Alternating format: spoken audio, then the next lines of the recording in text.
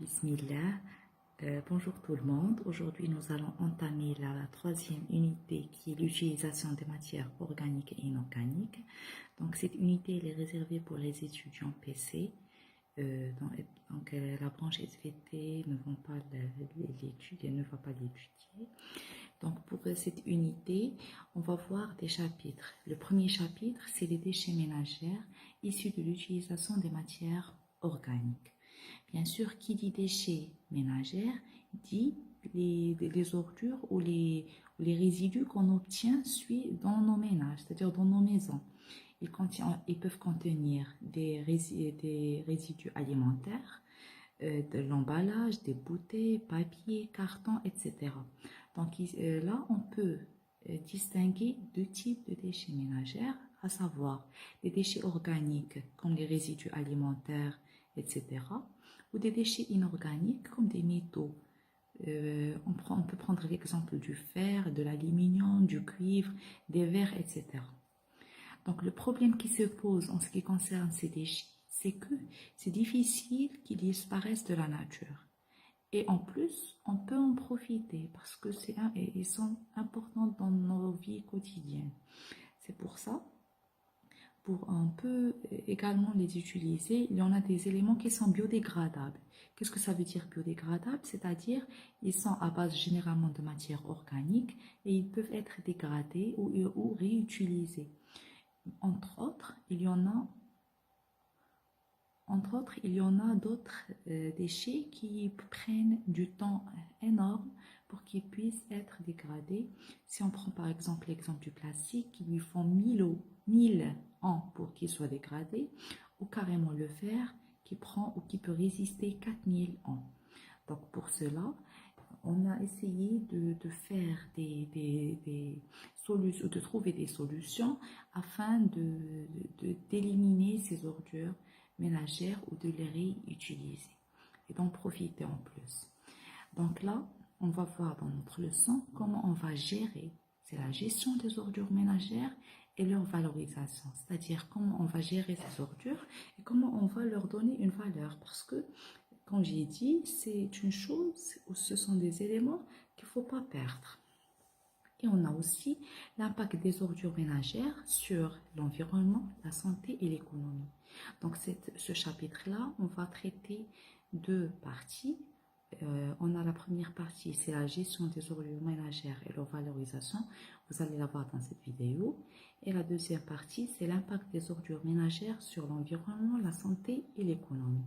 Donc là, c'est un chapitre qui est très simple. Il faut juste savoir quelles sont les solutions de gestion des ordures ainsi que leur impact. Donc pour savoir pourquoi on a pensé à la gestion et la valorisation des déchets ménagers, donc il faut qu'on préserve les matières premières, il faut les recycler. Parce que là, à force de consommer des matières premières qui ne sont pas renouvelables, ils vont finir par disparaître.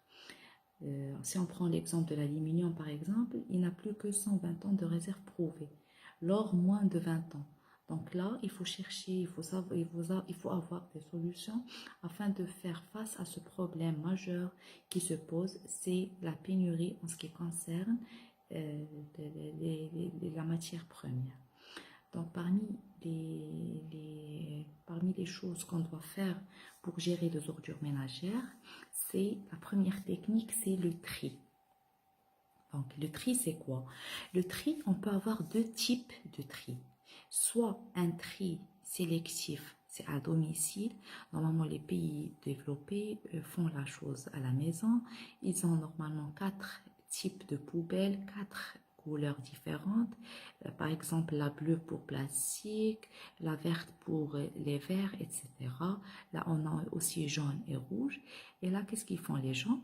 Ils ne jettent pas les ordures tous dans la même poubelle. Donc là, il essaie de trier ou de sélectionner selon la matière. Mais malheureusement, ici au Maroc, il nous faut la chose. On a aussi un tri qui se fait dans des centres de tri. C'est-à-dire, c'est au niveau des usines où on va tout accumuler, tous les déchets sont accumulés et ils sont collectés et acheminés vers les centres de tri. Donc là, qu'est-ce qu'ils font les centres de tri? Ils font une sélection des ordures ménagères et ils font une pour soit les réutiliser ou pour le recyclage. Donc, qu'est-ce que j'ai traité ici? J'ai dit deux termes différents. C'est la réutilisation et le recyclage. La réutilisation, c'est quoi? C'est le fait, par exemple, si on a une bouteille de verre, on va la laver et on va encore la consommer comme bouteille de verre. Donc là, qu'est-ce qu'on a fait? On l'a réutilisée. Par contre, le recyclage, c'est quoi? C'est le fait de dégrader la chose, on va le voir par la suite, pour obtenir d'autres éléments. Donc là, c'est le tri. D'une manière générale, qu'est-ce qu'il faut? Il faut se rappeler que le tri des déchets, c'est le fait de séparer les éléments selon leur nature. Je répète, le tri des déchets, c'est la séparation des éléments en fonction de leur nature. Par exemple, verre, papier, plastique, et leur aussi dangerosité, c'est-à-dire s'ils sont des déchets toxiques. D'accord? Et le tri se fait en deux étapes, soit à la maison, par le consommateur lui-même, par nous-mêmes, par exemple, à la maison, on peut trier selon la nature des déchets, ou au centre de tri, c'est-à-dire il s'agit d'un travail réalisé dans des usines avec des machines automatisées, pardon. D'accord? Et le tri là, il y avait une question un examen national, ils leur demandaient, ils leur donnaient comme QCM, quelles sont les étapes de tri. Il fallait mettre quelles sont les étapes par ordre croissant. Donc tout d'abord, on a la collecte, c'est-à-dire on essaie de collecter les ordures ménagères. Après, c'est le centre de tri qui va faire la séparation en fonction de leur nature et pour par la suite avoir un recyclage. C'est bon? Donc là, la deuxième partie, j'espère que c'est bon et je suis claire. La deuxième partie, la deuxième étape, c'est le recyclage. C'est une autre méthode de gestion des ordures ménagères. Donc, le recyclage, c'est quoi? C'est un procédé de traitement des métaux, plastiques et des déchets industriels. C'est-à-dire, il consiste à transformer et réutiliser les déchets à nouveau. Donc, on a tout d'abord la récupération des déchets. On essaie de les transformer et de les mettre en valeur une autre fois. Par exemple, ici, le recyclage, c'est quoi? C'est par exemple, on va prendre des choses en fer. On le dégrade et on va obtenir plusieurs kilos de fer.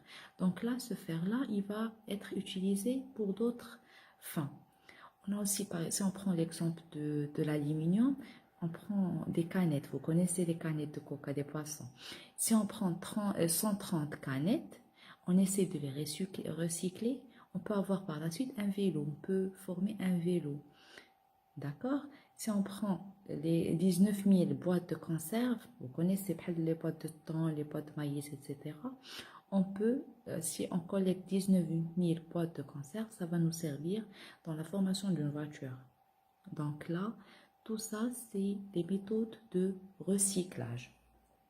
Bien sûr, il a des avantages en ce qui concerne l'écologie parce qu'il permet la réduction du volume.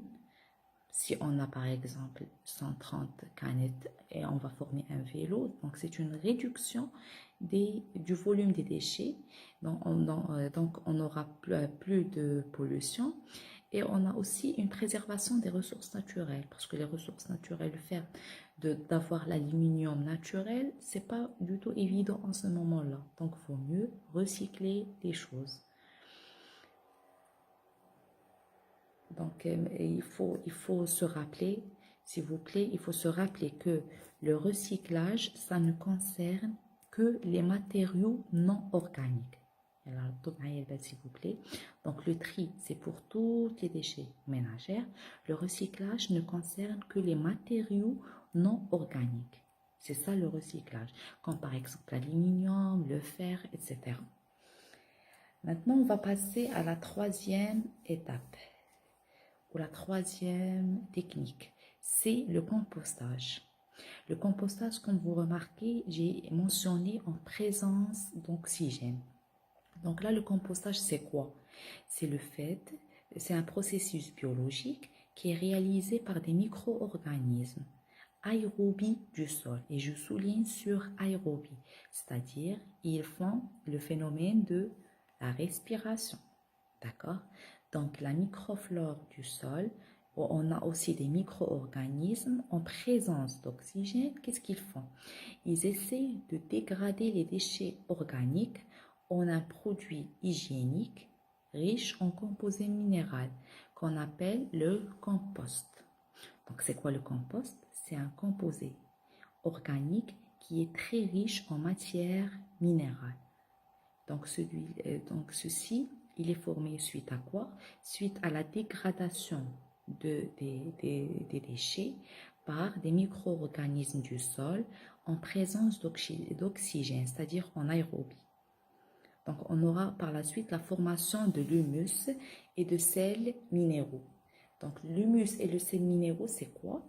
Ce sont des matières qui sont très riches en minéraux et qui va être très utile en ce qui concerne la fertilisation des sols.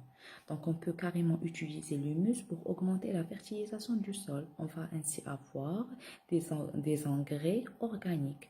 سماد العضوي. D'accord? Donc là, c'est suite au compostage. Parce que comme vous le savez bien, les ordures ménagères sont riches en matière organique. Et là, le compostage, ça ne concerne que la matière organique des ordures ménagères. D'accord? Donc, en présence d'oxygène, les micro-organismes, les bactéries, etc., des vers de terre, vous avez la microflore et les micro-organismes vont essayer de dégrader la matière organique en présence d'oxygène pour former le compost, c'est quoi? C'est l'humus et des sels minéraux afin d'augmenter la fertilisation des sols. Donc là, il a plusieurs avantages, bien sûr, le compostage, comme la réduction du volume des déchets, l'amélioration ou la fertilisation du sol, et il va éviter la pollution des nappes phréatiques, qui est très importante. Parce que la nappe phréatique, si elle est polluée, on aura tout un cycle qui sera pollué par la suite.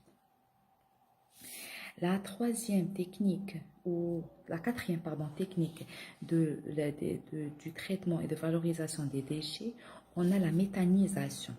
Qui dit méthanisation dit aussi la production du biogaz. Méthanisation. La méthanisation, comme vous voyez bien, on peut extraire un gaz qu'on appelle le méthane. D'accord? Donc le méthane, la méthanisation se fait en absence d'oxygène. Donc si le compostage c'est en présence d'oxygène, la méthanisation c'est en absence d'oxygène. Et c'est sous l'action des bactéries qu'on appelle les méthanobactériums. S'il vous plaît, il faut absolument se rappeler des choses. Donc la méthanisation c'est en absence d'oxygène suite à des bactéries qu'on appelle les méthanobactériums. Donc si on dit absence d'oxygène, automatiquement c'est la fermentation. C'est bon? Qu'est-ce qu'ils vont faire ces bactéries? Bien sûr, en absence d'oxygène, ils vont essayer de digérer les ordures ménagères. Ils vont faire une digestion suite à une fermentation. Et là, ils vont produire un biogaz qu'on appelle le méthane. D'accord? Cette biogaz-là, elle est utilisable comme source d'énergie. Et c'est une énergie qui est naturelle. Elle est D'accord? Donc, il a beaucoup d'avantages, cette technique. C'est la réduction aussi des volumes des déchets. Le biogaz il est utilisé comme source d'énergie pour le chauffage, par exemple, la production d'électricité, etc. Et aussi, le biogaz, en le brûlant, si on brûle le biogaz, on n'aura pas d'éléments toxiques. Et donc là, on va éviter l'effet de serre. C'est bon? Donc là, la méthanisation se fait en absence d'oxygène, bien sûr sur des matières organiques. Et en absence d'oxygène, on a des bactéries qu'on appelle les méthanobactériums qui font la fermentation afin de produire un biogaz qui est le méthane. C'est bon? On va passer maintenant à la cinquième méthode, c'est l'incinération. L'incinération aussi, ça concerne les déchets organiques. Donc l'incinération, c'est quoi? C'est une combustion aérobie des ordures ménagères. C'est quoi? C'est en action du feu, c'est-à-dire on va brûler. L'incinération, on aura des déchets en action du feu. C'est une combustion, on appelle une combustion aérobie des ordures ménagères, dans un four bien sûr spécifique, sous haute température. Cette température, elle peut atteindre 1000 degrés Celsius. Donc l'incinération, elle a pour objectif, la première des choses, c'est la réduction de la masse. Parce que si on brûle une quantité énorme de déchets ou de ordures ménagères, automatiquement on va réduire leur masse, et on ne va produire qu'une petite quantité de cendres, ramad. D'accord? Donc, c'est ça, l'incinération. Elle a pour objectif la réduction du volume des déchets de 90% et permet bien sûr une production d'énergie parce que en brûlant la matière organique, on aura de l'énergie qui va être libérée, qu'on peut utiliser sous forme d'énergie électrique ou carrément pour chauffer l'eau, pour le chauffage de l'eau, etc. Et bien sûr, on aura une récupération d'énergie et l'utilisation des cendres. Quand est-ce qu'on peut utiliser les cendres? C'est dans les travaux publics. Donc, les cendres, on les appelle le mâche-fer, peut être valorisé en travaux publics comme revêtement de route. Donc, ces cendres, ramad qu'on peut récupérer de l'incinération, il peut être utilisé dans des travaux publics. D'accord? C'est ça l'incinération. Donc l'incinération aussi, ça concerne les ordures organiques. Elle permet la réduction du volume, la récupération de la température et l'utilisation des cendres. Ou quand on peut appeler aussi mâche-fer. D'accord? Les inconvénients, c'est que les fumées rejetées par les usines contiennent des métaux lourds qui peuvent menacer et qui peuvent mener à une pollution de l'air. Mais là, il y en a de nouvelles usines qui sont capables de filtrer les fumées et donc de ne pas libérer les résidus toxiques. J'espère que je suis claire. Donc là, on va voir la dernière étape ou la dernière technique, c'est l'enfouissement. L'enfouissement, c'est quoi? L'enfouissement des déchets, c'est le stockage des déchets dans des décharges contrôlées. Normalement, ils doivent être contrôlés. Donc, l'enfouissement, c'est le fait de stocker des déchets dans des décharges et concerne normalement les déchets ultimes, c'est-à-dire impossible de recycler ou valoriser. Mais malheureusement, il y en a des pays où on a l'enfouissement carrément de tous les déchets. Donc là, c'est quoi l'enfouissement? Comme on dit, on va essayer de les déchets. D'accord? On va les mettre en souterrain. Et donc là, il a des inconvénients. Si jamais on a l'eau de pluie avec ces éléments ou ces ordures-là, ils vont produire ce qu'on appelle un jus des ordures. C'est les lixiviats. C'est quoi l'exivia? L'exivia, c'est l'eau de pluie enrichie de germes, des germes et des métaux lourds. Donc les germes et métaux lourds. Qui dit métaux lourds dit la pollution. Et germes aussi, ça peut être des germes toxiques. D'accord? Comme des bactéries qui sont pathogènes, etc. Donc l'élixivia, c'est quoi? C'est la production ou c'est l'eau de pluie qui va être mélangée avec les ordures ménagères qu'on a essayé d'enfouir. D'accord? Donc l'ixivia, c'est un liquide chargé de substances polluantes et il se forme ensuite au passage de l'eau à travers un matériau pollué.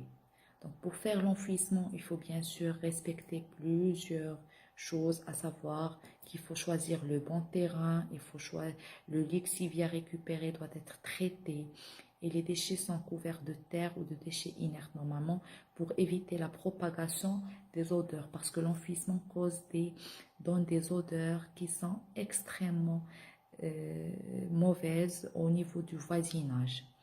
D'accord? C'est ça l'enfouissement. Et par la suite, bien sûr, cet enfouissement-là, il a comme inconvénient, j'ai dit l'exivia, qui est riche en métaux lourds et qui peut aussi carrément polluer la nappe phréatique. D'accord? Donc, c'est ça les éléments ou les techniques de gestion des ordures ménagères ainsi que leur valorisation. Donc là, vous allez me dire, madame, quand est-ce qu'on va utiliser ces techniques-là? Donc, lors de l'examen national, vous avez généralement une problématique à régler. Par exemple, lors d'un exercice, vous avez une problématique et comme étant des étudiants qui ont étudié les méthodes de gestion, vous allez essayer de donner la solution. C'est-à-dire, vous allez dire en quoi il faut utiliser, par exemple, le compostage dans un milieu en présence d'oxygène. Vous avez la microflore du sol qui va former les germes du sol ou la microflore aussi va former l'humus, etc. pour augmenter la fertilisation du sol. Vous avez par exemple, ils vont vous dire qu'il existe une grande quantité de déchets et on essaie de l'éliminer. Vous pouvez dire qu'en quoi on peut utiliser l'incinération. C'est le fait c'est une combustion des déchets pour réduire la masse, récupérer l'énergie et utiliser aussi les cendres dans les travaux publics. Donc là, c'est ça les méthodes ou quand est-ce qu'on peut utiliser cette partie-là du cours dans l'examen national. Donc la vidéo prochaine, on va essayer de traiter l'impact des ordures ménagères sur l'environnement, la santé et l'économie. J'espère que je suis claire. Si vous avez des questions, vous me les posez s'il vous plaît. D'accord? Bon courage.